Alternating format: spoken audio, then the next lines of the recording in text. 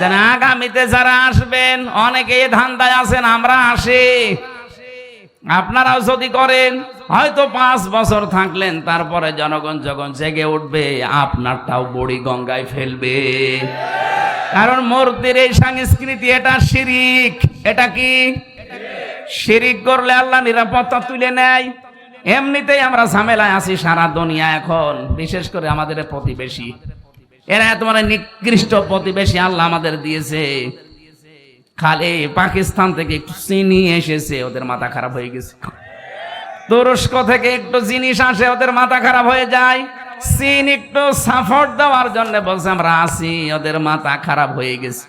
কেন? প্রতিবেশী তারা খুশি হওয়া দরকার, জানতো আমার পাশের বাড়ির লোকটা একটু আরামে আছে। কথা বলেন না কেন? আর আপনাদের মাথা খারাপ হয়ে গেল কোন কারণে? পাশে যতগুলো রাষ্ট্র, বিশেষ করে পাকিস্তান, আফগানিস্তান, নেপাল, ভুটান, চীন, মায়ানমার, একটার সাথে ওদের সম্পর্ক ভালো না। আপনি দেখেন একটার সাথে ওদের সম্পর্ক ভালো না। এতগুলো দেশ সব ভারত ছাড়া চলতে পারছে, বাংলাদেশও ভারত ছাড়া চলতে পারবে, কোনো অসুবিধা নেই। কথা বলেন না কেন? না খেয়ে মারা যাব, কোনোদিন এই মুশরিকদের পাঁচাটা গোলামি করা যাবে না। কারণ মরে গেলেই পবিত্র জীবন, আপনি জান্নাত পেয়ে যাবেন। আরে মুশরিকদের পাঁচাটা গোলামি করে শেষ জীবনে ঈমানও পাবেন না, কিয়ামত পর্যন্ত জালেম জ্বলা লাগবে জাহান্নামের আগুনে। আমরা 41 সাল 71 সাল থাকতে চাই না, আমরা 2 মিনিট থাকতে চাই কিন্তু ঈমান নিয়ে। এই কথা বলেন না কেন? আল্লাহ বলেন এমন একটা গ্রাম দিয়েছিলাম, এই গ্রামে ছিল প্রথম নিরাপদ, 2 নম্বরে নিশ্চিন্ত। 1947 সালের আগের ইতিহাস বাংলাদেশের সাথে মিলান, এই আয়াতটা একেবারে খাপের খাপ, মমতাজের বাপ মিলে যাবে। আমি তো মিলিয়েছি এইভাবে কোরআনের সাথে, আমি যা পড়ি আগে বাংলাদেশ নিয়ে মিলাই দেখি এখান থেকে কি পাওয়া যায়। এক এক সময় এক এক জায়গায় আজান আছে, মানে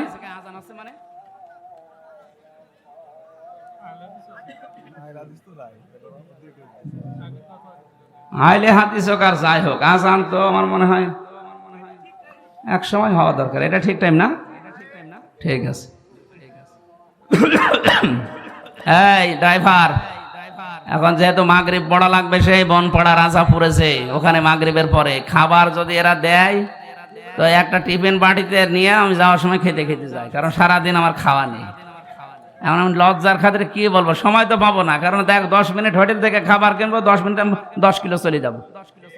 এদেরকে বলেন যে খাবার যদি দিতে চান একটা টিফিন বাটিতে দেন, আমরা বসে বসে গাড়িতে খাবো। আর যদি না দিতে চাই আর কি করবো, আমার ওই পাউরুটি কলা খেয়ে থাকা লাগবে আজকের মতো। সম্মানিত ভাইরা, আমি হাত জোড় করে মাহফিল চাচ্ছি, ক্ষমা চাচ্ছি। আজকে পুরাটা যদি রাতের বেলা পেতাম, আর একটা মাহফিল হয়তো খুব ভালো হতো। আমি আলোচনাটা 1.5-2 ঘন্টা 2.5 ঘন্টা করতে পারলে আমার একটা বিষয় বোঝানো সহজ হয়। এই অল্প সময়ের ভেতরে আমিও পারি না, আসলে ওই রকম যোগ্যতা তো আমাদের নেই। আপনারা আসরের নামাজ যেহেতু আজ 6-7 মিনিট আছে, নামাজ এখানে পড়লে পড়ে নিন, সামনে কোনো জায়গায় পড়লে মসজিদে পড়ে নিন। আজকের মতো আমি মাপ চেয়ে শেষ করলাম। আগামী থেকে আসলে আমার তাফসীর করার জন্য সময় দিন, যান।